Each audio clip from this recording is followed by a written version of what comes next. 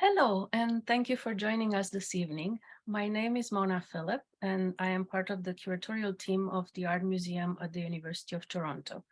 It is a pleasure to welcome you all on our virtual platform for this evening's conversation, The Subversive Power of the Alter Ego, Part 1. Part 2 will take place this Saturday in person at the Justina Barnecke Gallery of the Art Museum. And these conversations bring together some of the wonderful artists participating in our current exhibition, The Counter Self, to explore together their artistic strategies and subversive use of characters and personas. I would like to begin by acknowledging the land on which the University of Toronto operates. For thousands of years, it has been the traditional land of the Huron-Wendat, the Seneca, and the Mississaugas of the Credit. Today, this meeting place is still the home of many Indigenous people from across Turtle Island, and we are grateful to have the opportunity to live and work on this land. While we are now connecting virtually, I would like to take a moment to acknowledge the importance of the land and its stewardship, and to reaffirm our commitment and responsibility in improving and deepening relationships between nations. As an immigrant myself, I come with respect for this land and for the people who are and have always resided here on the traditional territory of many nations, including the Anishinaabe, the Haudenosaunee, and the Chippewa. Across the country, we acknowledge the ancestral and unceded territories of all the Inuit, Métis, and First Nations people who call this place home. Our conversation tonight intends to provide insight and further exploration of the artistic strategies deployed by artists in the Counter Self exhibition, an exhibition that brings together artists who create alter egos as a device for challenging dominant discourses and ingrained oppressive attitudes. Through their use of embodied characters, they bring forward absented perspectives and counteract colonial narratives, articulating forms of resistance and proposing alternative ways of being counterparts in genuine dialogue. Our wonderful guests tonight are Meryl McMaster, Adrian Stimson, Laakkuluk, Williamson, Bathory, and Jamie Griffith. And I'm looking forward for them to share the ways in which their counter selves speak to power and invite deep self-reflection. I invite them to join me on screen to make themselves visible, and I will introduce them each briefly. They all carry many accolades, but I'm not going to get into too much detail. Meryl McMaster creates dreamlike photographic self-portraiture that crosses timescales, blending moments, lifetimes, generations, and geological eras. Drawing from her Nehiyaw, Plains Cree, and European Canadian ancestry, she constructs site-specific scenes with labor-intensive garments. Her work reinforces the intersections between actual and imagined experiences in hopes of better understanding oneself, our histories, lineage, and the more than human world. Meryl's work actually can be seen right now, aside from the Counter Self, in a solo exhibition at the McMichael, and she has exhibited widely, winning many awards. Laakkuluk Williamson Bathory is an Inuk poet and performance artist based in Iqaluit, Nunavut, working across issues of Indigenous cultural politics, decolonization, social activism, climate change, and language reclamation. She uses Wayernerk, Greenlandic mask dance, poetry, theater, film, and performance art to tackle topics ranging from colonization, sexuality, intergenerational strength, fear, boundaries, and love. Laakkuluk is the winner of the 2021 Sobey Art Prize and many other awards, and she often collaborates with friend and colleague Jamie Griffith, as in the case of The White Liar and The Known Shore, Frobisher and the Queen, the work presented currently as part of the Counter Self. Jamie Griffith is a digital artist, film director, and performer. Born and raised in South London, England, she immigrated to Vancouver in her early 20s, working since then as a photographer, filmmaker, and digital artist, and teaching interactive technology for the arts. Jamie's latest work explore identity conflict, colonialism and displacement through photography, experimental film, and live performance. Jamie moved to Iqaluit, Nunavut in 2015, where she has been collaborating with Laakkuluk on artwork since 2016. And Adrian Stimson, who is a member of the Siksika Blackfoot Nation, Treaty 7 territory in southern Alberta. He is an interdisciplinary artist and exhibits nationally and internationally. His performance art looks at identity construction and specifically the hybridization of the Indian, the cowboy, the shaman, and two-spirit being. His installation work primarily examines the residential school experience, and he has used the material culture from Old Sun Residential School on his nation to create works that speak to genocide, loss, and resilience. Adrian was awarded the Governor General Award for Visual and Media Arts in 2018. So before I invite all of you to share more about your work and your ideas, I just wanted to provide a little bit of context about the Counterself exhibition, of which you are all part of. It's an exhibition that I developed to investigate the possibilities of defining oneself in relation, in opposition, in dialogue, in confrontation, in all the many different ways that we need to invent for ourselves, each of us, in order to face the world. Aside from our wonderful speakers tonight, the exhibition also includes works by Tufik and Stacy Tyrell, who were part of a conversation last week, and Elio Eudoro, Julius Poncelet, Manipul, Sasha Shevchenko, who will be giving an artist tour in the exhibition this Saturday at 2. So we will be having a chance to hear from every participant in this exhibition in their own voice. Through their works presented, all the artists in the show reclaim space and assert visibility, expose the colonial mindsets that determine constructions of racial and cultural difference, or at other times they recede into protective shells, offering only a stand-in or a fragmented view. They each invite a questioning of entrenched, prejudiced attitudes, aiming to expand our perspectives and our understanding of each other. So I'm hoping that we can maybe go around for starters and have a brief introduction from each of you about specifically the work presented in the exhibition, and we'll be showing some images. And also a bit of context of how this work, what is its place within your broader context. Does anyone wishes to begin? Or should I throw the dice? Sure, I can begin. Thank you, Adrian. Go Great. for it. You bet. First of all, what a pleasure to be amongst such lovely artists. And I want to thank you, Mona, for including me in this exhibition and the Art Museum at the University of Toronto. So thank you so much for inviting me.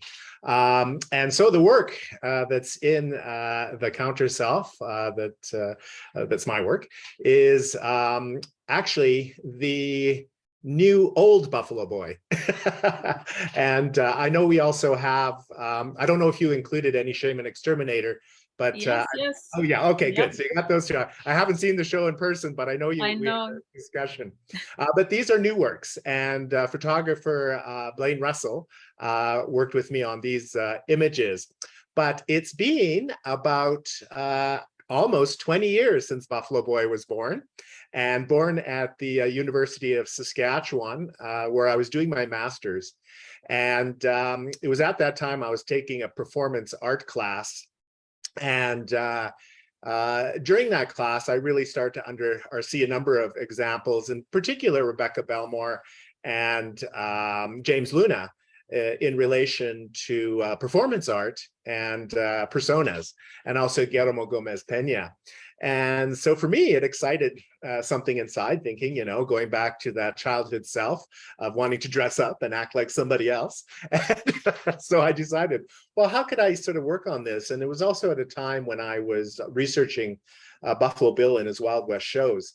And so for me, it was sort of taking that history, plus my own familiar history in the rodeo, sort of Indian cowboys, and the idea of shamanism and stuff, and then my own personality as a two-spirited person, and kind of throwing it all together. And that's how Buffalo Boy was born.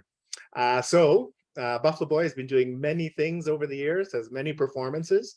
I've tried to kill him off a few times, and he's been and tried to make him dream forever, but he keeps coming back. It's kind of like a bad smell, keeps coming back. And and so, anyway, so I thought, it was an interesting time during the pandemic. I, of course, spent a lot of time thinking, as we all did. And so it was like, well, what am I going to do with this character? And so I kind of decided that perhaps it was the time to evolve Buffalo Boy. And so I called upon Blaine to come and do a photo shoot, and I created a whole new outfit, because actually part of the inspiration was a residency at Wanuskewin out in Saskatoon, and the birth of the newborn buffalo the day I arrived. So to me, that was a sign, and it was like, okay, I got to get Buffalo Boy redone. And so now you have the older version of Buffalo Boy. Should be called Buffalo Man, I guess. But anyway, or Buffalo Old Man. I don't know. Anyway. So really, it was, I think about him now as more of a mythical character. I watch a lot of film, as many do, and Lord of the Rings. And so I think of Gandalf when he fell into the abyss. And, now he's like this sort of wizard that sort of gets out there and sort of still addresses issues of colonialism and fights colonialism, but also still has the fun that Buffalo Boy likes to have. So yes, so this is the new old Buffalo Boy, and looking forward. The debut is at the Remy Modern with Manapoki Ini, newborn buffalo. And so now we'll see where Buffalo Boy goes next. And the Shaman Exterminator, of course, is always around, sort of the character that goes after pan-Indianism and all New Age spirituality and all that sort of stuff. So all of this together is a continuum of my performance persona, and a real pleasure to be a part of this show. So thank you so much. Thank you, Adrian. And this was actually very intentional in putting together the exhibition. I wanted to include works that were, that featured Buffalo Boy and the Shaman Exterminator at different stages in your practice, at different moments in time, and kind of see him evolve as you grow older and he gets older, because I thought, it was quite a unique approach in terms of, the group of artists presented, because you were involved with this character for so long. It was part of who you were as an artist, and not a new, different iteration. And I thought, it was so interesting to look at how each artist in the show engaged with these notions. And, in contrast, for instance, with Meryl, who becomes a different iteration of herself with each new moment of discovery and research that her work undertakes. So perhaps as an interesting contrast, we should go to Meryl next. Sure. Yeah. I liked also how all the buffaloes were gathering in that hallway, pointing to. I mean, I haven't seen the exhibition in person either, just like Adrian. So so that's kind of nice to hear that we're kind of, gathering kind of all together in that way. But I also echo what, Adrian said. Just thank you to all the panelists here and all the artists, part of the exhibition, and to you, Mona, for including my work in the exhibition. So the works that I have showing, I think there's 5 works, and they're part of a larger series that I did in 2019 titled As Immense as the Sky. And kind of within this series, I was examining my heritage as a woman of Nahio, Plains Cree, British Dutch ancestry. And, kind of my, broader practice, starts to look at kind of reaching and trying to better understand one's identity, or how we kind of build our sense of self, but also by kind of, creating kind of deeper reflection about our collective identity. And I do that through photography and more recently film, a little bit of film. And then I'm also in these, kind of costumed, self-portraits. So that all these different, costume elements, I mostly kind of create on my own. So it takes a little while, because I mostly work by myself, but I've started to collaborate with different people on different elements, to kind of create my ideas. But I guess a point of interest for me, also within this work and my broader practice, again, is kind of these different realities that I was born into. And, historically, the heritages that I'm part of have these inherent tensions. And, I find that, partly through art making, and kind of my process, I'm able to kind of, widen a bit of perspectives on such conflicts, I guess. So, one major difference that is kind of explored within these images is the worldviews on land. And, as many of you know, Europeans, view land as a commodity, and, the natural environment was and still is a resource that, is exploited for individual gain. And in contrast, Indigenous peoples, we value the collective more than the individual. And, we view everything on land as containing a spirit, and so therefore, deserves to be respected. And the natural world is not just simply, again, a resource to control or conquer. And so kind of an example in one of the images within the exhibition that I was kind of looking at, a bit of that idea was through the cartography, the unseen, which is kind of that deserty looking image on the far right in this photo. You might have a bigger image of it. There you go. But so this image was taken in the Great Sandhills in Saskatchewan. And in here I was kind of talking about this idea of displacement, of animals, but also of Indigenous peoples. So on my head, I've constructed this, kind of exaggerated headpiece of a whooping crane. And the whooping crane is becoming nearly extinct in the areas of Saskatchewan.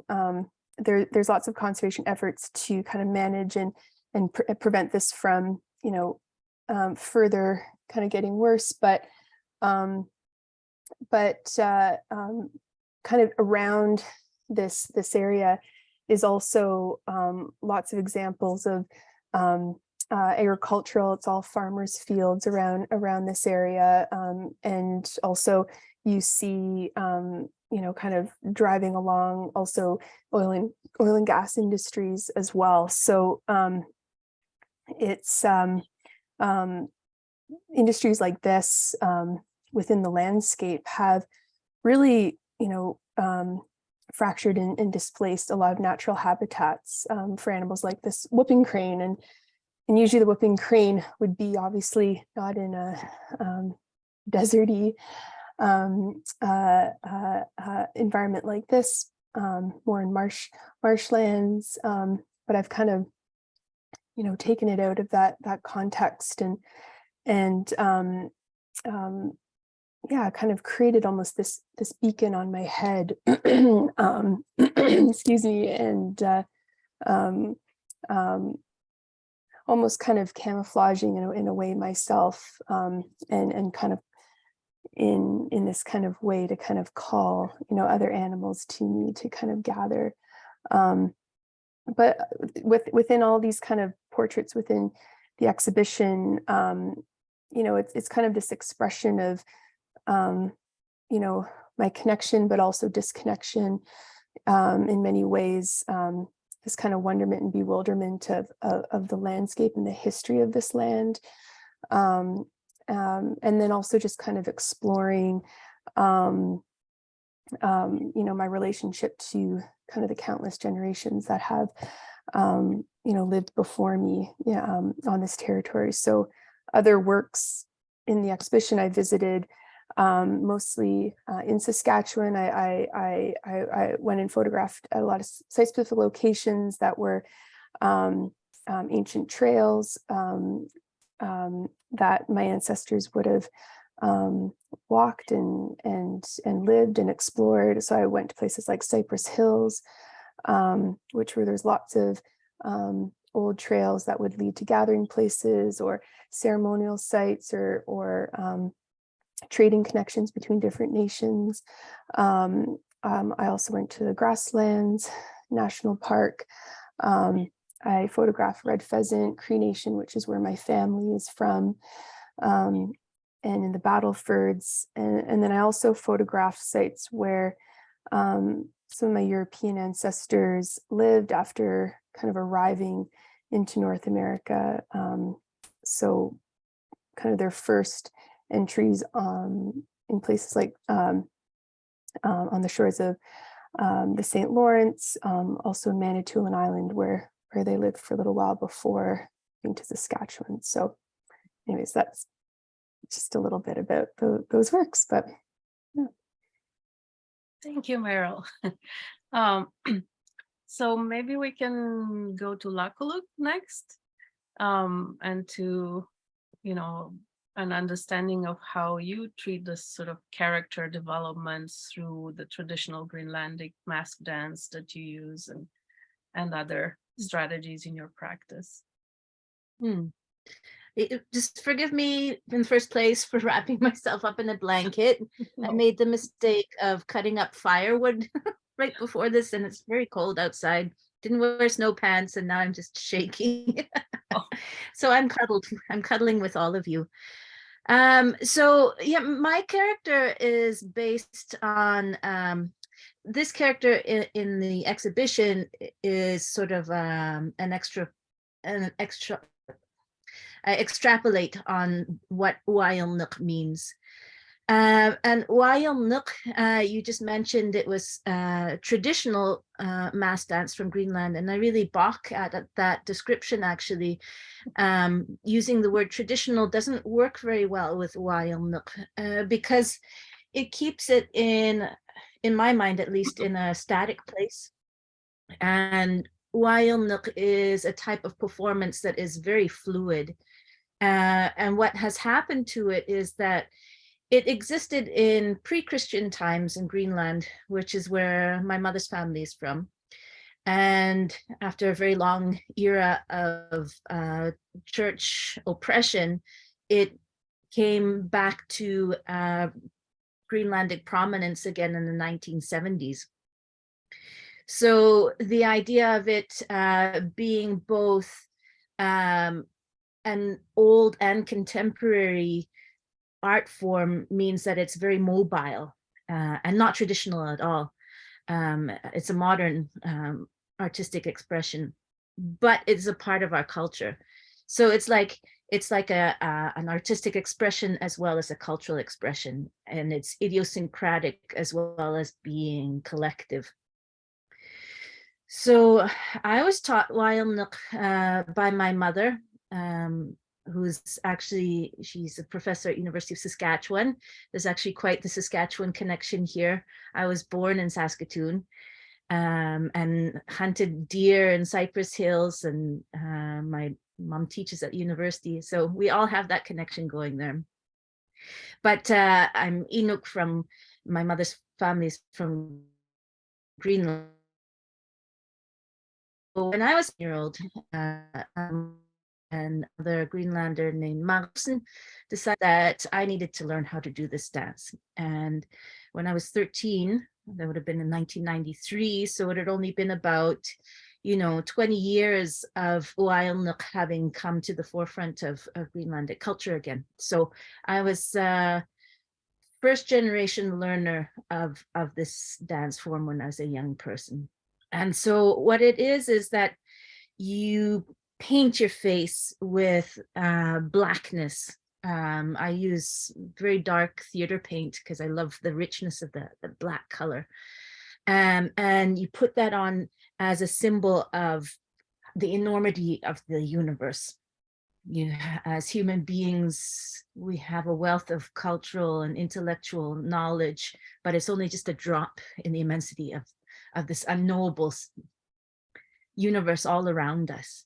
So it's a symbol of the size of it all, the unknowable size of it all, and as well as our humility as human beings. And then you pull lines out, or you draw lines through the black paint on your face, and those are symbols of the bones of our ancestors, the people who worked so hard in order to give us life today. And then somewhere on the mask you put redness, and that's a symbol of a vulva. And then you put protrusions in your cheeks, and those are symbols of testicles. Like the word is testes, but testicles sounds so much nicer. Like the extra syllable or something like that, testicles. So you put genitals on your face so that you are literally showing everybody on your face that our genitals are things to take joy in, and that sexuality and expressions of sexuality are celebrations of who we are, and that we have an entire spectrum of sexuality and identity and gender that we're pulling ourselves in and out of at all times throughout our life. So those are sort of the main aspects of the mass dance that you can see in at least in the colors in our piece here. And there's also, the idea that you're celebrating sexuality, as I've already mentioned. You're also really exploring what fear means when you're performing Uailnuk. And that's basically because in all our lives, here in the Arctic, as well as in Saskatchewan and in Toronto or anywhere, we live very dangerous lives. You can get hit by a tram, you can be driving down a highway road, and a white farmer does terrible things to you. You can get attacked by a polar bear. You can be exposed to sexual harassment in your office. We live in a dangerous world, and we need to be trained how to be able to deal with our panic in order to have a chance to survive. And this is a Inuit cultural value, is to be able to control your panic in order to try and find equanimity so that you can have a chance of moving through life. So Uailnuk, as exuberant and crazy and wild as it is moving through audience, has this very calm value of trying to teach people how to find that inner calm in order to have a chance of surviving. So we have the sexuality, we have fear, and it's also a clown act. It's based on hilarity. You're making people laugh at any corner, any turn, any which way that you can get people just to see themselves as the ridiculous human beings that they are. And so I also mentioned it's very idiosyncratic. Everybody who does Uayalnuk does it in their own way. Some people take on bird or different sort of animal characteristics. Some people are more sexual. Some people are more terrifying. I remember a friend of mine a few years ago is telling me, when you were doing Uayalnuk in your early 20s, you were such a sex kitten. Now you're just terrifying. It keeps moving around in all those different aspects of how I express myself through Uayalnuk.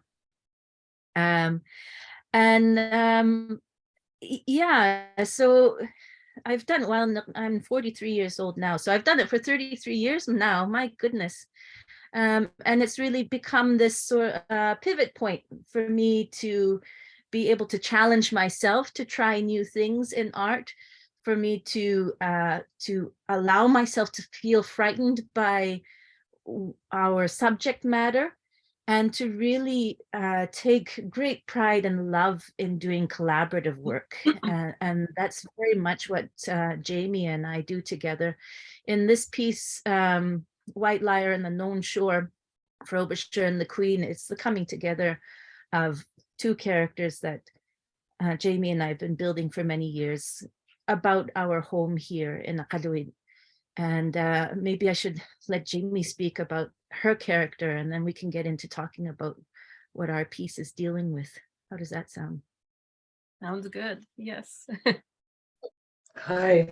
Yes, thank you. This piece, Frobisher and the Queen. Oh, I see you've got another image up there that's another White Liar piece. Maybe I'll backtrack a bit and then I'll come back to talking about White Liar specifically, where it'll make more sense if I back up a bit first. So the first 20 years or so of my art practice was pretty much photography, was my passion, and I used the camera as a tool to understand the worlds that I was moving in, which at the time were sometimes very intense queer fetish communities in London, San Francisco, and also in Vancouver when I moved there in my early 20s. So photography was a sort of a way of exploring the people around me and my place within it. In the mid-90s, a woman approached me and asked me if I would photograph her.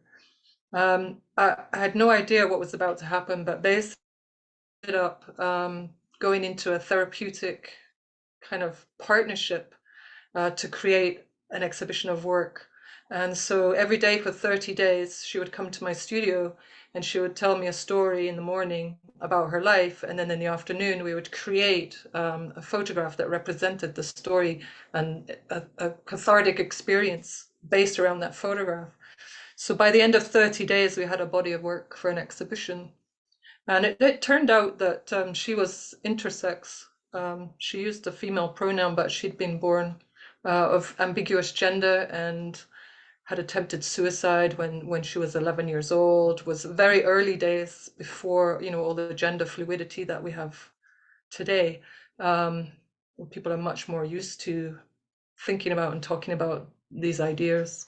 So that was my immersion all of a sudden into, the power of photography as a therapeutic tool and a role-playing tool. So through that experience, I started to turn the lens on myself more, and got very interested in its use as a therapeutic portraiture and self-portraiture. So that's where some of these characters then started to develop. The first time I did a White Liar was for an exhibition that was based in Vancouver, London, and Berlin. And so for the Vancouver part of it, I was feeling very upset at the time about Stanley Park, the naming of the park after Lord Stanley. And, I'd been digging into the history around that. Yeah, that's an image there. That's the first white liar there, which is basically I'm playing the role of a pretendian, New Age,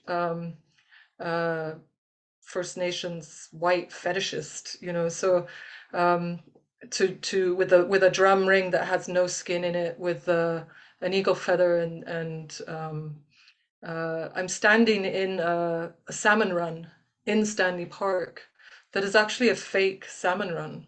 It's not real. It was created to recreate the illusion of Stanley Park being full of, you know, vibrant, still vibrant life. The idea that Stanley Park is this pristine wilderness in the middle of downtown Vancouver, when in fact it was Lord Stanley himself that was involved in evicting all of the First Nations communities from the Stanley Park Peninsula. And so this first white liar was part of that group exhibition. Next white liar came about when I was invited to do an exhibition in England in Hastings, and I realized that Hastings is the home of another great pretendian, Grey Owl. So Grey Owl, as I'm sure many people know, was a white man from Hastings who jumped on a boat to Canada when he was, you know, 15, 16 years old, and eventually he started to pretend that he was First Nations, and benefited immensely from it personally. Became very famous back in England. Even my own mother romanticized Grey Owl hugely when she was a little girl growing up in South Wales. He was very famous in England. He made money from his pretendian life. So I decided I was going to explore that when I was there, because I was in Hastings. That's where the exhibition was to be. And so I went to visit the Hastings Museum and was horrified to find an exhibition about him that completely glorified his entire life, recreated his cabin, lots of photographs about him, even objects that he used to own. No mention at all of anything negative about what he had done. Nothing. Like, the man was completely glorified even till today in the Hastings Museum. So right now is I'm actually wearing a dress, and I'm standing in the Hastings Museum, and behind me is another part of the colonial artifact gathering of that area. It's a complete Indian palace that was brought back by a very wealthy British lord from India and installed in this museum in Hastings. So just everywhere I turned, it was thick with lies. Every single thing that I saw was horrifying me, and I didn't know how to express how I felt. So they started to do these white lies, and so I tricked them into letting me take the headdress and put it on and stand in the Indian room to take the photograph, and that's how that one came about. And then in the exhibition itself, because I've worked with a lot of interactive technology, I had a colleague and I worked together on the installation for that, so that as you went into a certain part of the gallery, you could pick up a mirror with a handle and hold it up to look at yourself.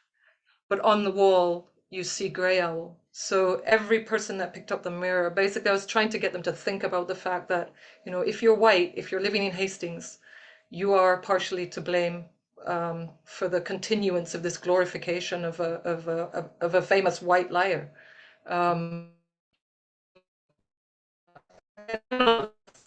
the time that I think there were a couple of other iterations, but when Laakkuluk and I started working together, originally we started working mainly with film projects,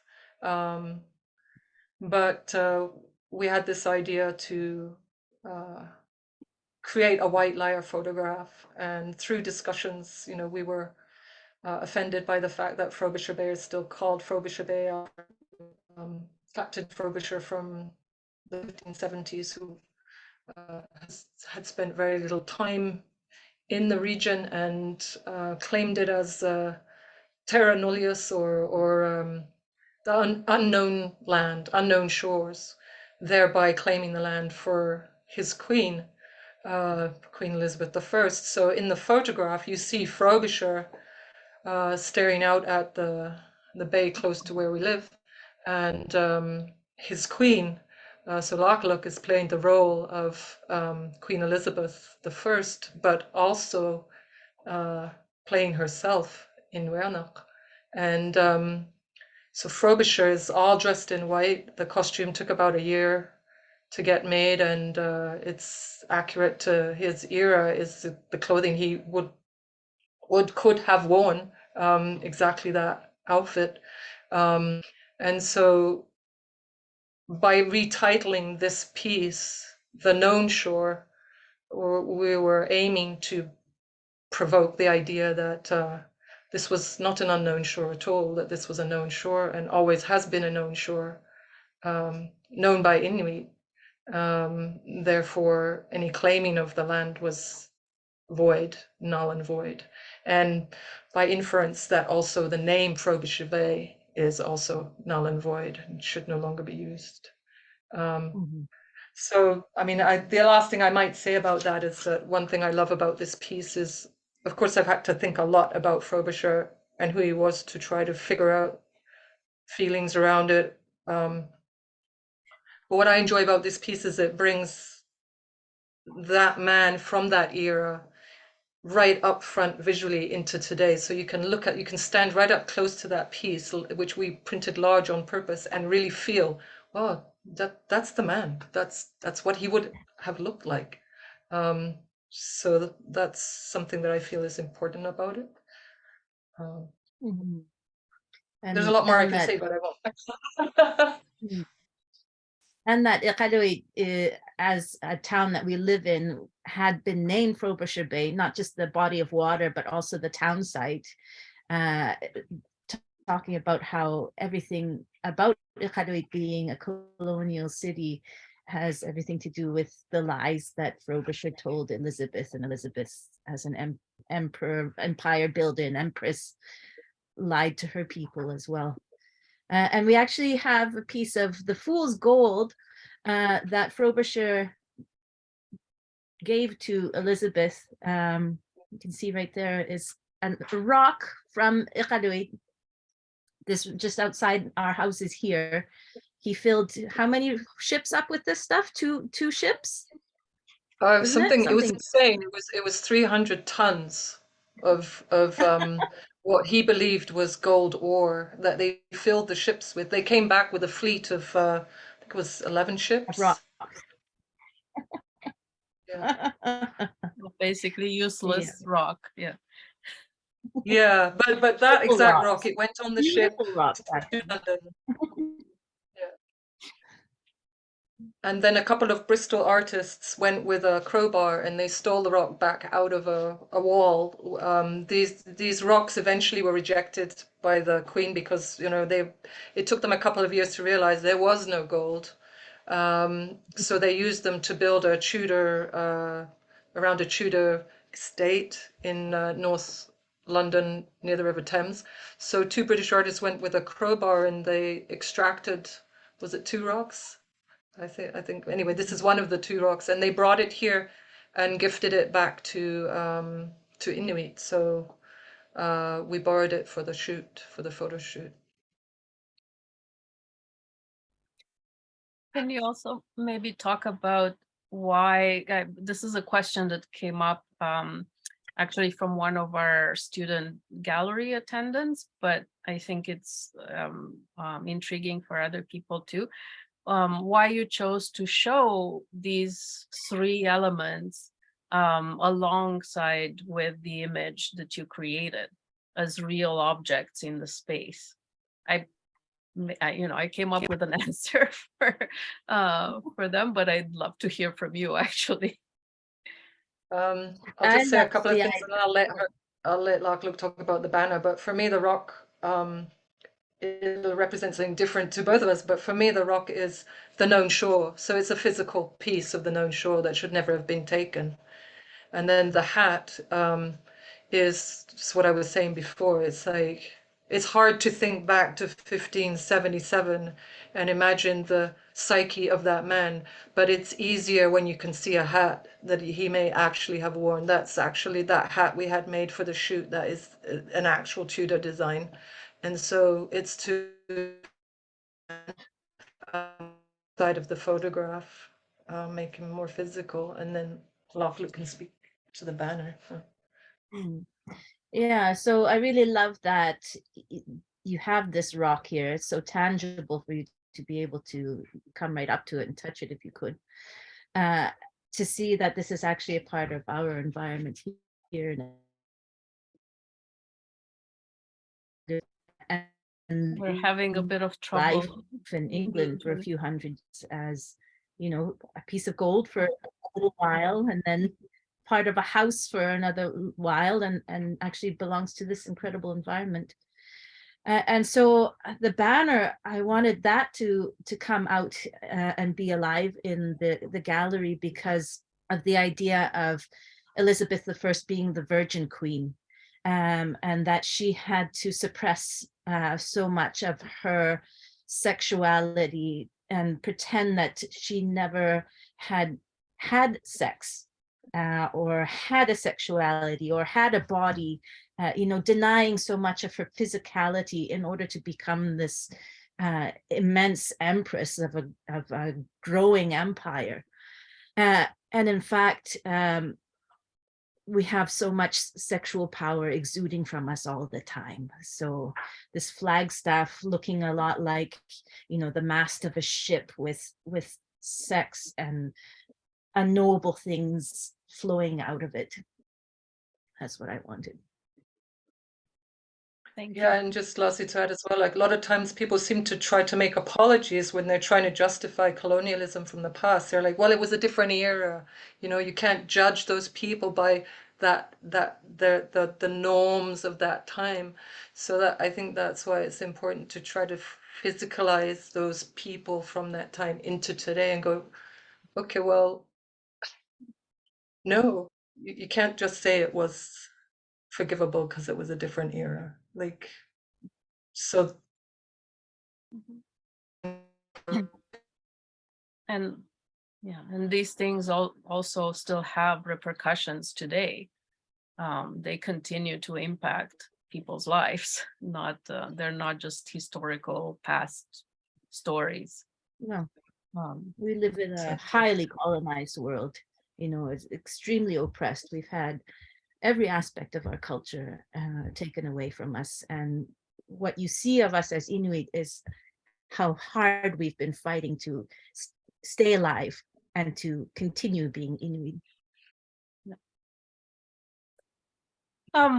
I was wondering, I mean, especially you, Laakkuluk, and Jamie have touched a little bit on the genesis of your characters when you first started developing these personifications and taking on these artistic strategies. And I wonder if Adrian and Meryl can share a little bit too about sort of the initial moments of inception, not necessarily of the works in the show, but when did you first arrive at this strategy of using an alter ego to engage with different ideas and notions in your work? Adrian, you talked a little bit as well about seeing the work of James Luna and Rebecca Belmore. So perhaps if you want to expand a little bit about the different influences that make up your characters as well, Buffalo Bill and Napi and Sure. all these. Yeah, absolutely. You know, I think, you know, like I think primarily the main influence is my Blackfoot history and culture, because of course storytelling is a big part of that. So the use of imagination in sort of listening to those stories and imagining them. So I think, you know, that's one aspect of it. But it was so wonderful for me to listen to you, Laakkuluk, because in early days in my life, I was up in James Bay and the Inuit and the Northern Cree were my mom's and stuff in so many ways. And my earliest memories are the stark landscape and the snow and the pink of the sun and stuff like that, and the silence. So it was really interesting for me to hear you speak about the notions of a dangerous world, and of how we have to what is it, sort of teach ourselves and stuff. So I think that those early sort of memories, have stayed with me all my life. And actually my first toys were Inuit sculptures. They didn't have the same sort of cachet as they do today in terms of price. So I was like playing with them like toys. And so for me, that I think set the stage in so many ways. And then of course, when I was thinking, when we were talking about the attitudes of the past and how we can't say that judge them by that. Well, no, those attitudes still exist today, and they're very, and sadly, in the last number of years, they've really grown, and it's becoming actually kind of alarming. The white supremacy and the horrible sort of genocidal comments towards trans people, and oh my God, it's like it's still with us. So I think for me, engaging in an alter ego, in a performance sort of situation, in all our practices, I can see that they're wonderful teachers in so many ways. And so, when I think back of when I was, in that performance art class and sort of looking at the strategies, reading bell hooks, reading all these sort of things, and sort of really thinking, well, the other, how do we use our voice as the other? And so it really dawned on me that, yes, to embody somebody else, sometimes, sometimes I'm shy, but, it's like all of a sudden when you go into a performance persona, you feel like you have all the power in the world. So it's like this sense of like reclaiming that power and being that power, I think for me is something that really helped me in my own sort of personal journey. And so I think about that and how the genesis of that character was. And then it's sort of interesting because then Buffalo Boy, sort of I looked at that history of Buffalo Bill and his Wild West shows, and the spectacle and the exclusion and the inclusion of Indigenous people, the problematics around that, the dressing up as Indian. So it just led to a whole array of possibilities. And then that's where, the Shaman or Buffalo Boy begat the Shaman Exterminator, how the Shaman Exterminator specifically looks at issues of cultural appropriation and New Age spirituality and the adoption of all our spiritualness into the sort of the white sort of world, and it's always kind of funny because it's funny to witness it as an Indigenous person, but it's also frustrating in the sense that it gets perpetuated in such crazy ways. So I think it was really interesting for me that all of a sudden, with the birth of Buffalo Boy, I suddenly realized it could have other characters too. So that's where the Shaman Exterminator came from, the Lord of the Plains came from, which is sort of my colonial self. And then, of course, Naked Nappy. So it's like a Naked Nappy. And again, it was so wonderful to hear about the sexuality and how that has been so suppressed within Indigenous cultures, and how we have to unpack so much shit around that. And, for me, Naked Nappy is sort of that sense of like with a great big penis, going around, that's misogyny. That's, that's that sort of sense of like, swing that big dick around and sort of see, isn't that what the capitalist world's all about? It's like that sense, but that also that sense of play, because humor is a big part of survival, and so that sense of bringing that into the foray, because in the end we got to laugh at ourselves. We're just really one step above the monkey. So really, I was gonna mention to you, kind of like the old new Buffalo Boy, and it just occurred to me, how about Buffalo Old Boy? Yes, absolutely. I love that. Yay. Been renamed. So yeah, so I think about those things, and how art in itself is such a great medium to sort of attack these issues, and you look at it and sometimes you get it and then you don't get it, and I can only imagine how the colonizers sometimes feel when you look at these things and such. And Jamie, I just love the way you've sort of approached this, and the liar, and it's brilliant actually in so many ways, and how the pushback for non-Indigenous people to dress up as Indigenous people, and so you've sort of massaged it in a way that I'm like, oh wow, that's pretty cool, because it addresses it, and it also speaks to sort of the craziness behind it.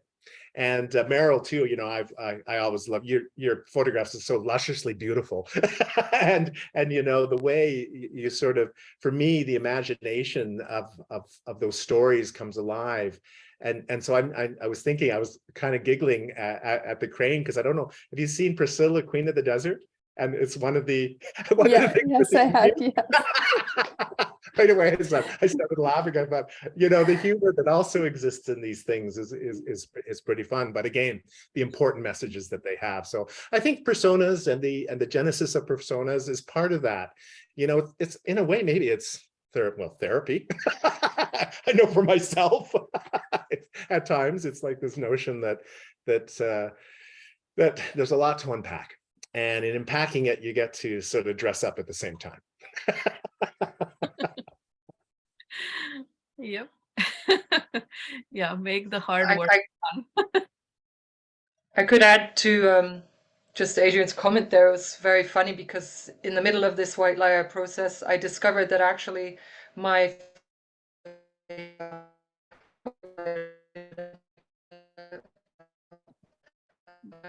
captain in India. So my grandfather was a British captain in India. He married his wife, who was passing as white, but it turned out she was also Punjabi. So then my father grew up in India, passed as white. So his mother passed as white, he passed as white. But when he was growing up in England,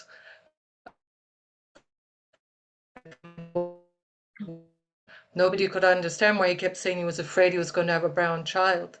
So it turned out that actually the white liars are all in my own family. Very clearly, and Jamie, we're having a bit of trouble hearing you. If you want to switch off the camera, I think we might be able to. Sure.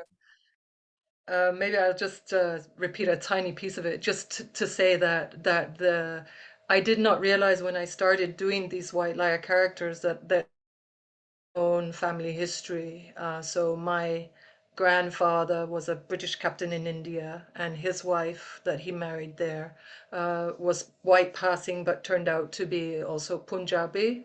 And so my father was part Punjabi, and I discovered all of this partway through the process. So it's just another twist on the white liar for me, is that my own colonial past is very present in my own life whilst working on these other white liar characters. It's hopefully you could hear that. Yeah, thank you. Yeah, it's much clearer. Meryl, do you want to speak to your approach to using characters and costume in your work, and where that came from? Yeah. Yeah, so I think it was probably kind of towards the end of my undergrad when I started to use my own body within my photographs. I mean, partly I was starting then to kind of figure out what was my voice, and what were kind of the things that I was I guess kind of more passionate to kind of explore. And they always kind of led back to being kind of personal themes and topics. And so and I also felt that even though I was and I kind of still am a little camera shy when it comes to going in front of the camera. I just also thought that, it didn't make sense for me to work with someone else to be kind of my stand-in in a way of telling these stories. So it, I kind of had to start to kind of let those maybe insecure feelings go, and just kind of try my best at kind of kind of stepping into that role of kind of the storyteller, and kind of being in front of the camera. And I guess these kind of transformations or this kind of developing, I guess, the character sort of started kind of unknowingly in a series that I did called Ancestral. And I wanted to project a portrait on top of my face in this darkened studio.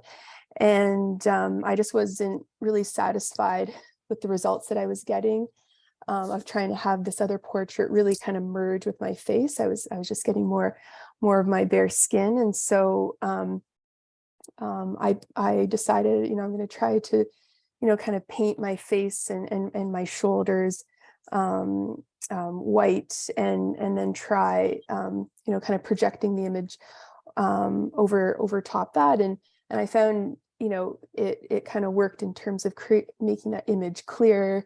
And then my body became almost like this canvas. And kind of after that project, then I started to gravitate to kind of moving outside of the studio, and being interested in working outside and kind of in these costumed ways. But I also was trying to figure out how to kind of disguise myself so that it wasn't me, but it was me. And I was thinking back to kind of this idea of kind of painting my face, and how for me it kind of created this mask for myself. I just kind of felt that it kind of also just like made me think about even how I and I'm sure others kind of go out in the world and in certain situations have kind of these masks that we wear, or kind of this feeling of kind of a shield for kind of protection, and that's kind of concealing the real person. So it kind of at the time started to make sense for me to kind of use that way of kind of, in a sense, concealing myself as I was going through a lot of kind of internal questions, and exploring again my own kind of identity, and then masks also just have generally interested me sculpturally as well, and I incorporate that, so not just kind of painting my face in different ways, but also obviously building a lot of these kind of different elements that some maybe obscure my face completely, or just again kind of kind of transform my body, so I think that this kind of technical problem that I was kind of working with early on, I guess really kind of continues today, and again it just allows me to kind of transform into something or someone else, and I think that it just again allows me to kind of work with like new possibilities of kind of telling different stories, and kind of creating kind of bringing this kind of magical quality, I guess, into these moments, into my images. So And then, yeah, and then I, within these kind of costume elements, I'm combining, again, a lot of different layers of symbolism into the images that, again, talk about these layers of my identity, and then, yeah, so hopefully that. Thanks, Meryl. Yeah. I wanted to go back to that sense of humor that Adrian touched on, which I think it's a common thread between at least your work, Adrian, and Laakkuluk and Jamie's. I feel that there's an element of irony and satire, at least in your work as well. And I wonder if you can speak to how you use this as a strategy for of another form of education or activism that's also kind of a current that runs through your work. How, aside from performance, humor functions to stir up discussion, reaction. What exactly do you intend to do with your work? Well, I think when I think of humor, it's interwoven. It's almost a central tenet of many Indigenous cultures. It is, we all have our contraries. We have our clowns. We have our nappies, our tricksters, and all that sort of stuff. So it's tightly woven within everything that we do. And I think, when I'm in community and, we're always laughing, and the reason why we're laughing is because we're usually laughing at each other. We love to tease each other, but not in a terrible way. It's a fun way of teasing each other because we know too much about each other, and so that's a wonderful thing to be able to sort of do that in a safe way. And so, these, and of course it gets carried on from time to time. It's the play of language, how our languages sort of, you say it one way and then you may have a slight, it's like my Blackfoot name, Heavy Shield.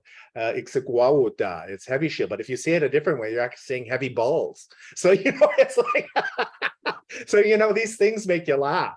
You can't help it, and so I think it's so deep within our cultures that when we were hit by colonialism, we had the horror and the tragedy of that. You have to at some point laugh. So it becomes this sort of coping mechanism because you suddenly sort of look at the colonizer and you start seeing all the craziness about them, and then internalizing that, and then sort of like trying to work through that.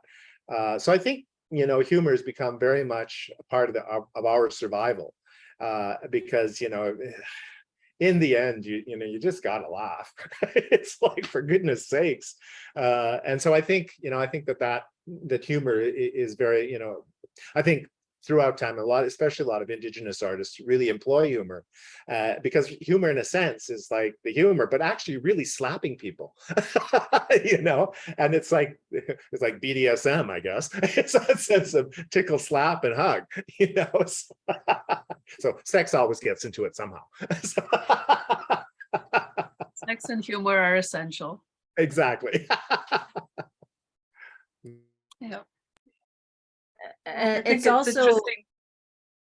Oh, go just ahead, gonna Mona. say the underdog humor, like survival, like the white colonizers are, I don't know, I only just occurred to me that the idea of the overdog and the underdog, like, overdogs are not funny.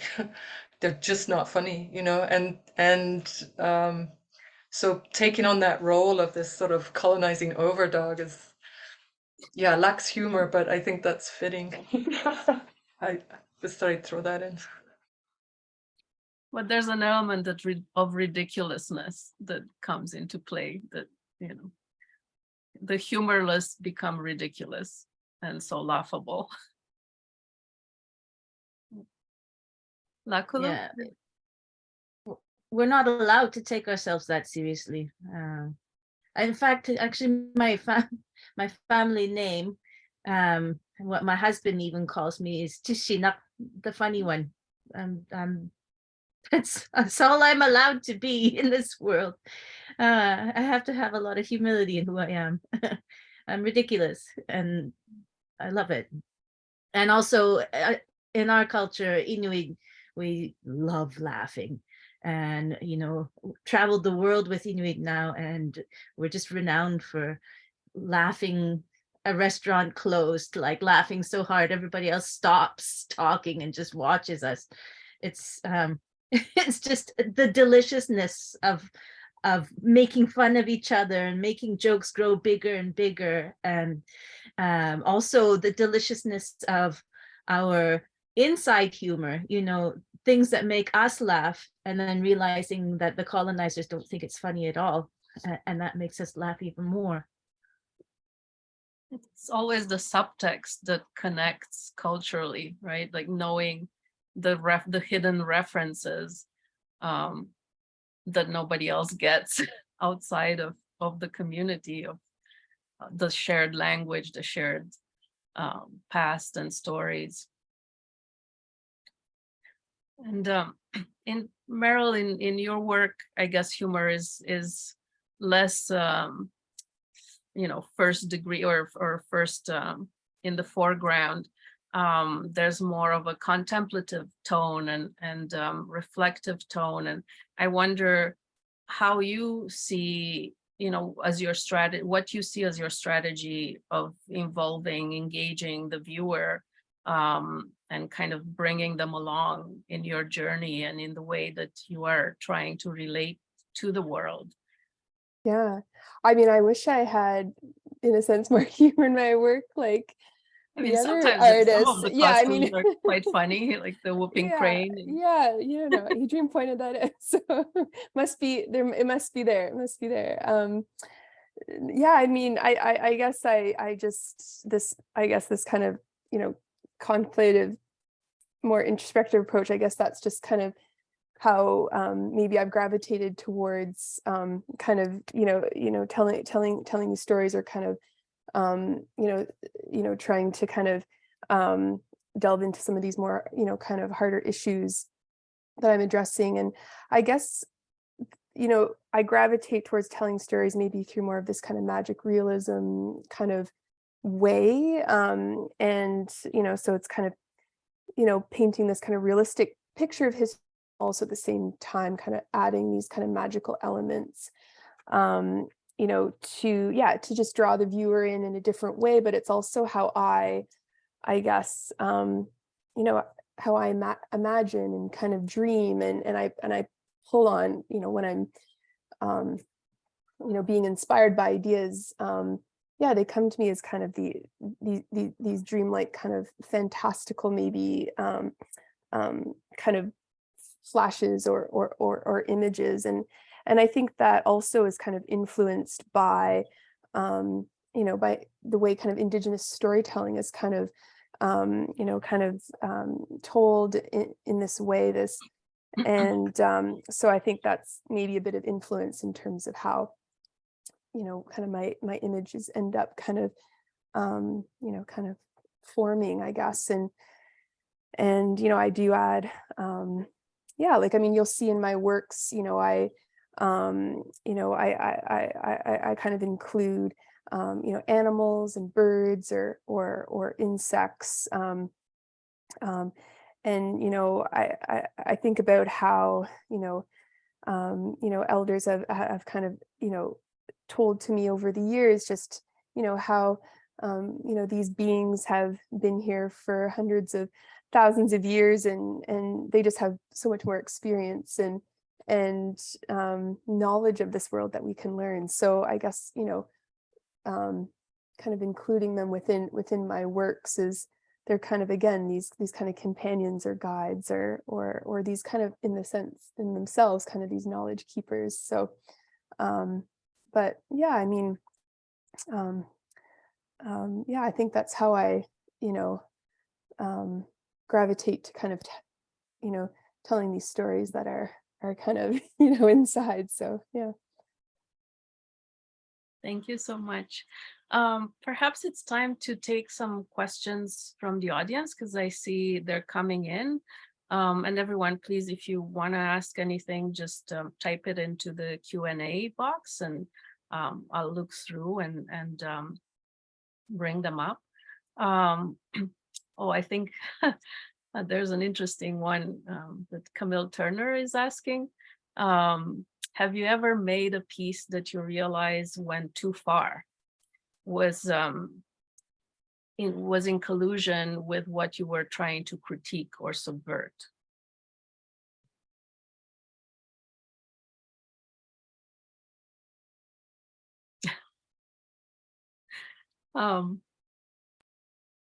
Anyone wants to take that on? There's a huge piece of Sorry, Jamie. There's distortion again. Yeah. There's a big risk of that with every piece that I've done. I don't know if you can hear me. Can you hear me? There's a risk with every piece that anyone makes, or that you. No, I mean playing the colonizer, of course. Yeah, I mean, playing the role of. That's always a danger of reading things as reenactment of an oppressive attitude, or but actually Laakkuluk and I had I'll speak slowly in case it breaks up. Originally Laakkuluk and the shore as a performance piece, we were going to do it because we thought it would. Sorry, Jamie, maybe it's easier if you, when your camera is not on, we can hear you better. White Liar and the Known Shore. Yeah. We conceived it as a performance piece. We were going to walk through town, through Iqaluit in character together, but we decided not to do it because we were afraid that it would be too traumatizing. Yeah. So we did the photograph instead. It was also lockdown. And when we did the photo shoot, we had to be 6 feet apart. Like you can see from the photo, we're 6 feet apart. That's the staging accounted for that. That's funny. I've never had, a piece that had gone too far and, subverted the intent, my actual intentions, but there has been occasion where, well, basically, because I'm putting a black paint on my face, there have been some white people who get afraid that I am doing blackface. And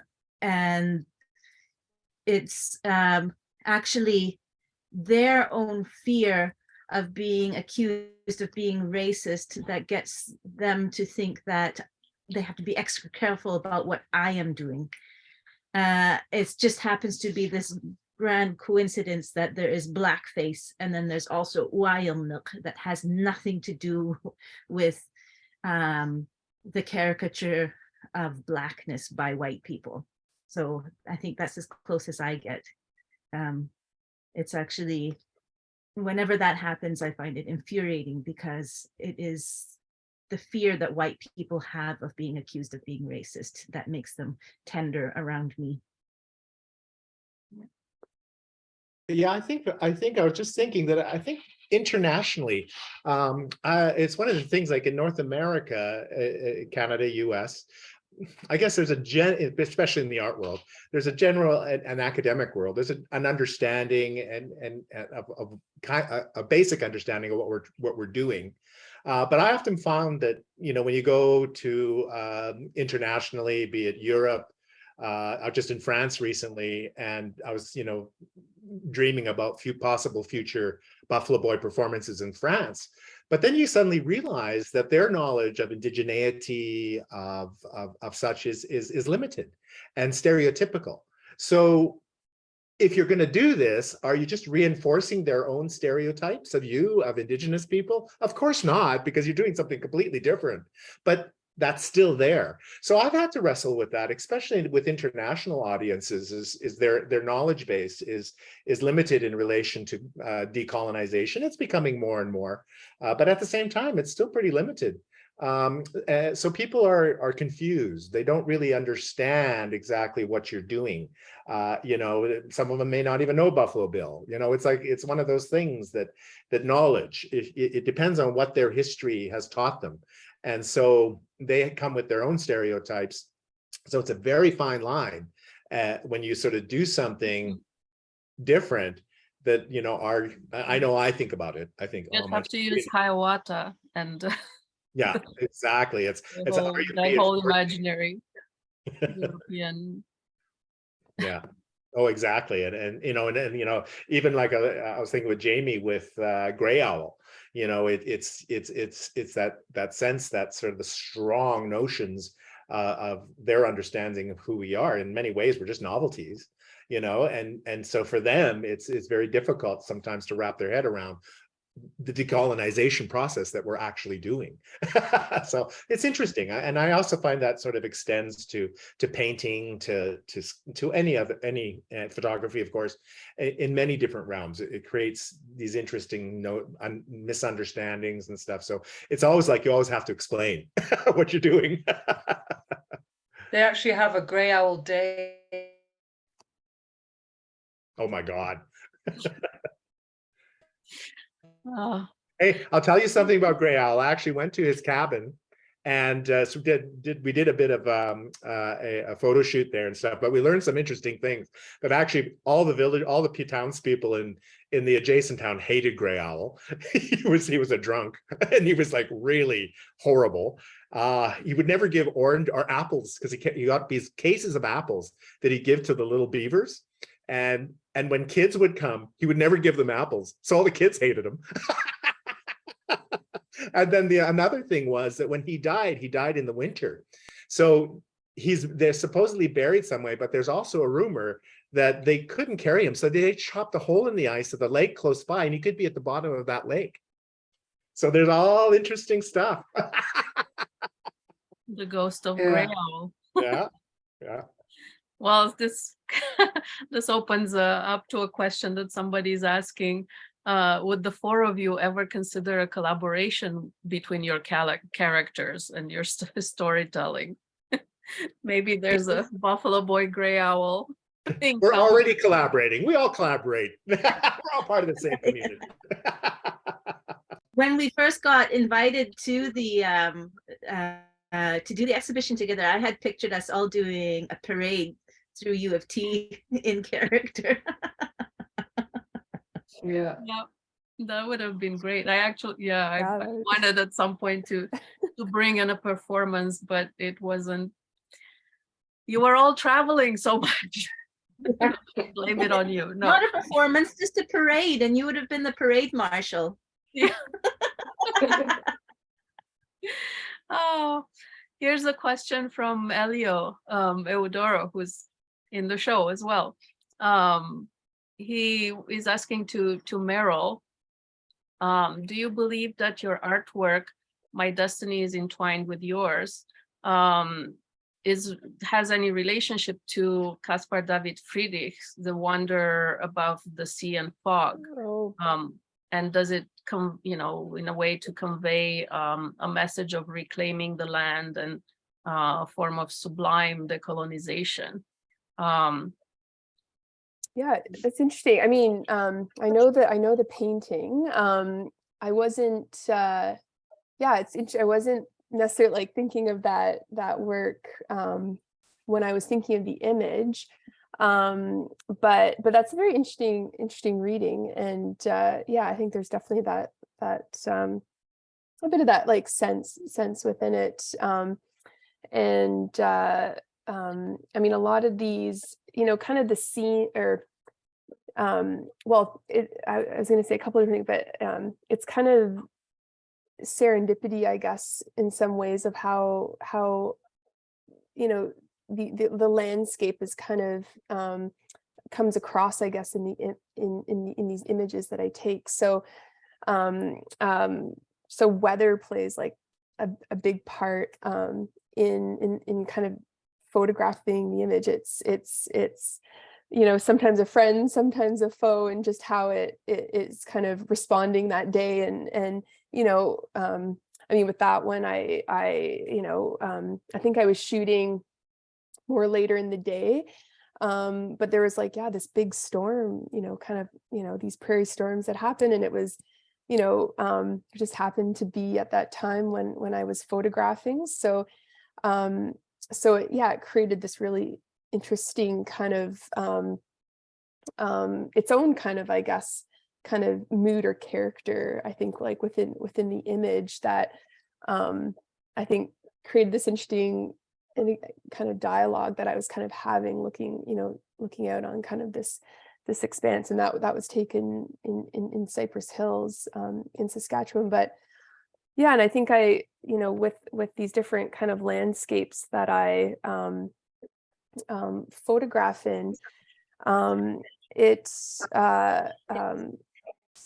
yeah, I think I've always just been drawn to the outdoors and kind of photographing and being outside. So a lot throughout my life, I've kind of sought out, you know, kind of different experiences, you know, where I can learn about the land in different ways. And you know, some of that's been through working jobs, you know, such as tree planting. I've done a lot of remote camping and different, even traveling obviously back to my communities and talking with family members and knowledge keepers and going through ceremonies. So so a lot of those different experiences have, you know, kind of helped, you know, kind of shape my connection with the land, and then how I think maybe dialogue with it in my images, and, you know, choosing some of these places to kind of photograph. You know, I guess I'm trying to kind of, in a sense, recreate these,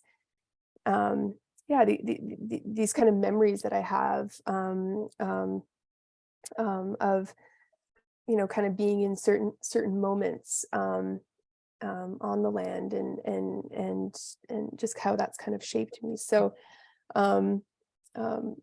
yeah, so I mean, it's so but I find it's just, again, it's interesting, you know,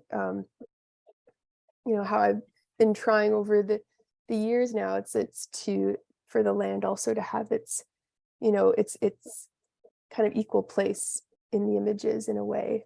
It's almost like your collaborator, like the land and the elements collaborate with you in the making of the photo, of the image. Yeah, for sure. And again, it's, you can't control, you know, but, you know, it's yeah, but I work with, you know, what I'm kind of given on that day, and work with wind and weather and all that, and you know, that's kind of how it's meant to be in that moment. So yeah, anyways, interesting question though to think about. So yeah, I mean, I think it has that element of relationship and kinship that is not necessarily present in the romantic view of the landscape, and the Friedrich type of, you know, man versus nature. Yeah. Which is something that you're trying to get away from, and to understand the relationality of it. There's another, perhaps one other question. It's interesting. I had a question about how, you know, your exploration of identity through your characters impacts your sense of self. And there is a question from the public that is sort of related, you know, particularly to those of you that have also white heritage, in terms of how you address any conflict that you might feel, or if you ever feel conflicted. And I think that, you know, that is part of the characters you create as well, to some extent.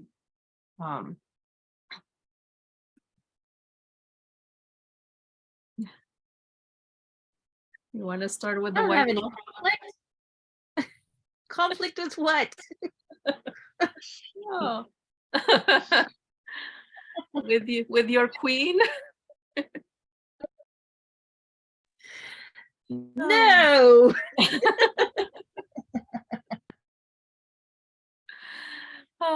But perhaps more broadly, if you know, it would be interesting to think about how, because you sort of extrovert different ideas of yourself into these embodiments, these other selves.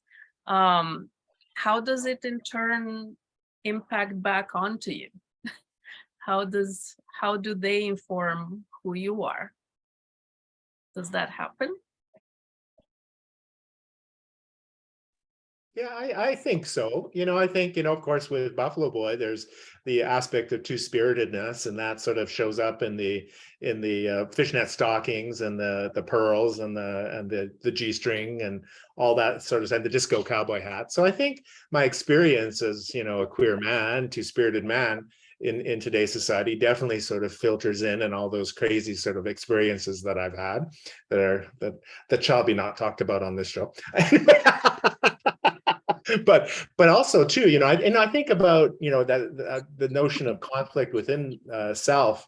Yeah, I have English background, Irish English background as well, and I love all aspects of myself. I love that history too, but I also recognize within that history there are some racist people as well, and I also have family members who are white supremacists. So it's like, goodness me, so you better, there's no conflict there, I'm going to tell them to.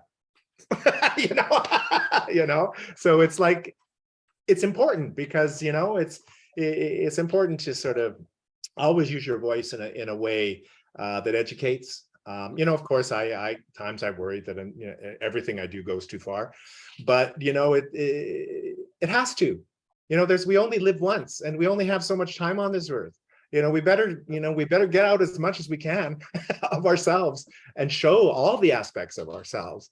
And I think that's important, I think. And then within that, I think conflict is inherent. You are going to face these conflicts, but at the same time, I think never be afraid of it, because I love that idea of fear and how we need to overcome those fears. And I just love that notion of calmness, just like sort of mentioned, that's beautiful. That is that sort of, if we all approached life that way, maybe things would be better.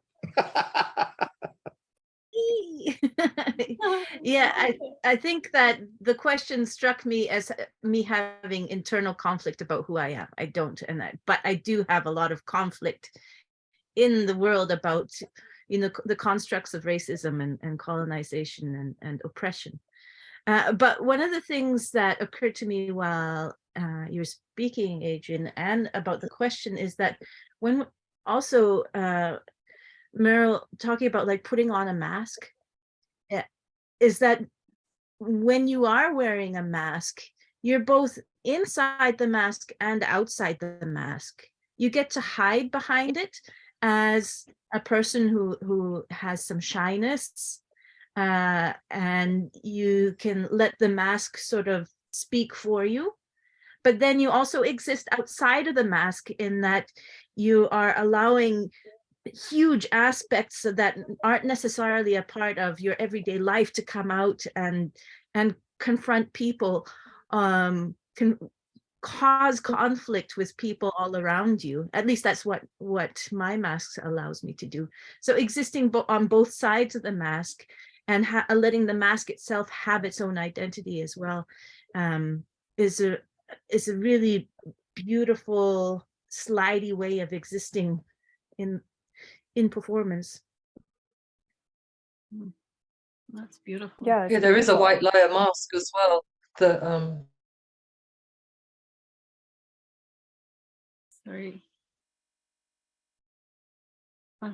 Sorry, Jamie, we lost you again.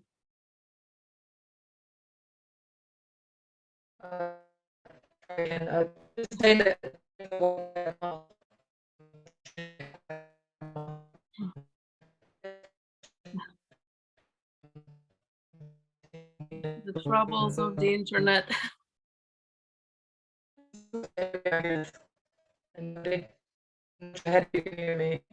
Yep, No. better now. Laakkuluk, can you hear me? Yes, we can hear you. Can you just tell them that I'm not going to speak because it's too choppy? Okay, no worries, Jamie. There's another question from Ed Pien for Adrian. Having encountered how the international community experiences your work, you said with some confusion and maybe reinforcing stereotypes, have you thought of what you may need to do differently when you perform show work outside of Canada? I think, one of the things that often occurs is that these performances happen, of course, within gallery systems and are often attached with universities. So part of it is that sort of setting the groundwork in terms of artist talks and stuff for people to sort of help sort of understand sort of the context of everything. But I don't know, I usually probably not. I probably just do what I do anyway, and just sort of hope that in some way something that I've done will resonate or will sort of educate in a sense. So I wouldn't. Well, actually, I probably in some cases would, given the situation or the place I'm in, I would somehow refer to that place somehow or its colonial history. So that's how I think I would bring it in, is that sense. Is often I would sort of do that. So like as Buffalo Boy walked around Venice, encountering the masks and the sort of and acting like them. So sort of absorbing the environment around as you sort of do the walkabout. So I think, yeah, I think I do. And so it's a combination of things, I think. Of course, it's, yeah, responding to context, but also maintaining who you are as an artist and performer and your character. Thanks for that comment. Another question is about the making of your costumes, because you each use elaborate artworks in itself as your costumes. Do each of you make them yourself, or do you collaborate with other makers? How does that come about? So for our piece, poor Jamie's having incredible internet issues, which is a part of the reality of living in the Arctic. So I'm going to speak on her behalf. In our piece, Jamie is wearing this ornate outfit, all in white, which would have been an accurate fashion for Sir Martin Frobisher back in his day. And she commissioned a couple people to make it for her. There's a young seamstress here in Iqaluit named Papachi Kutsuk, who made the outfit. And then there was a milliner in Australia named Kat Leahy, who made the incredible hat. And for me, I do a combination of wearing, like I'm wearing a see-through dress that I bought online, but I also do sew my own outfits, and I do all my mask work myself as well. I always try and do a different design on my face as a challenge, different ways of making the mask ornate and very quickly as a part of my everyday challenge in changing what I do. Meryl, you actually showed an image earlier about. Yeah, it was quick, so you could bring it back up. I don't know, Melody still has it, but yeah, I mean, yeah, prominently I construct all the different kind of outfits or these kind of sculptural kind of props that I use on my own, and yeah, so you can see here, this is kind of the process. You can kind of see the little sketch that I started out with, the bottom left corner, and then kind of how I progressed to kind of make this this headpiece. I mean, I work with a lot of just readily available materials, like cardboard and wire, fabrics and things like that. I go, sometimes when I'm, coming up with an idea, or just throughout the year, I'll go to thrift stores, secondhand sporting goods stores, like, because here you can kind of see a lot of the bases for a lot of the headpieces I use are like sports helmets. And usually then I'll kind of build off that with wire, like drilling holes and, kind of attaching wire. I do a lot of just like on walks, kind of finding different natural materials that I'll kind of collect. Like when I do yard work or something, sometimes I'll save leaves or save branches and things. And, it'll just, collect in my studio space, and I might not necessarily have an idea for it, but, I kind of just collect different materials all year round. And I have lots of little bins on shelves with really random objects. And, kind of when I'm having, moments of, where do I begin with building something, or what, I'll kind of go through these bins and kind of look at different things. But a lot of my works, I usually just start with wire, cardboard, and kind of building frames and kind of kind of the armatures of different things, and then I'll kind of add on top of that or paint. But again, mostly work on my own, but in some cases I have had some ideas where I have worked with like a seamstress to kind of create a pattern, because it's and then build off of that.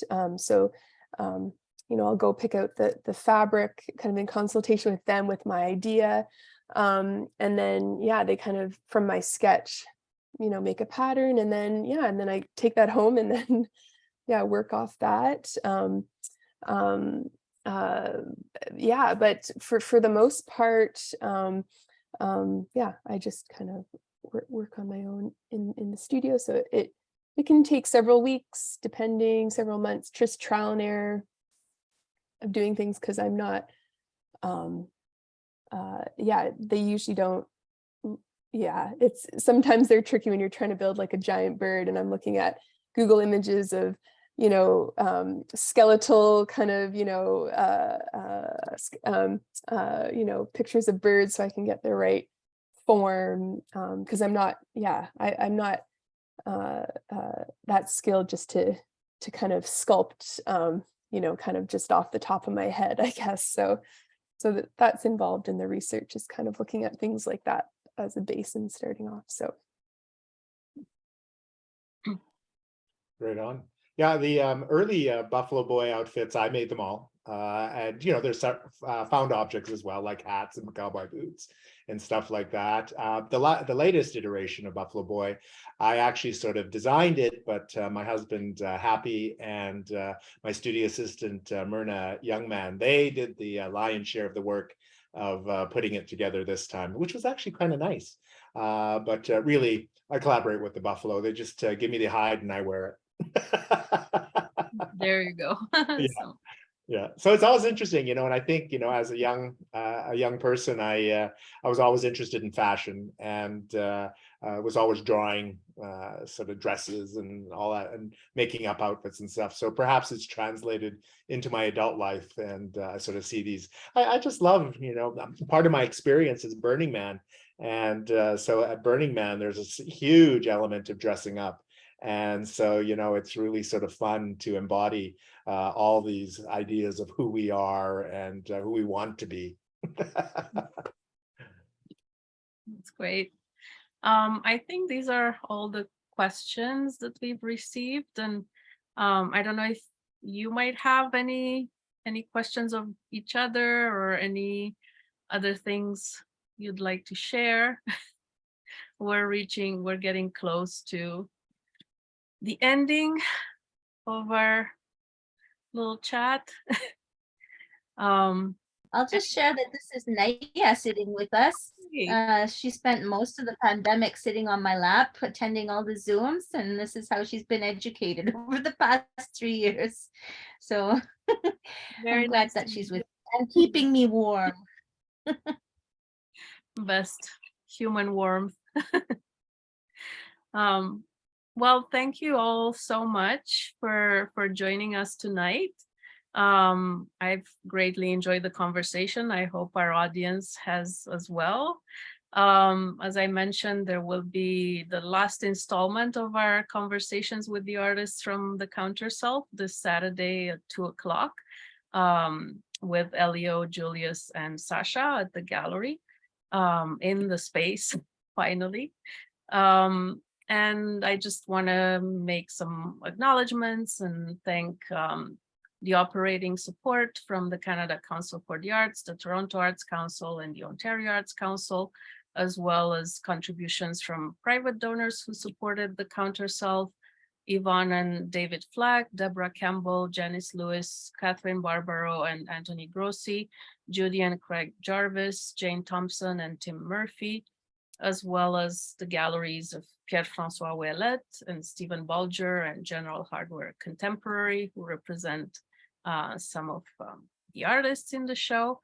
It's been a really immense pleasure and privilege for me to work with all of you and to hear so much from you, to learn so much.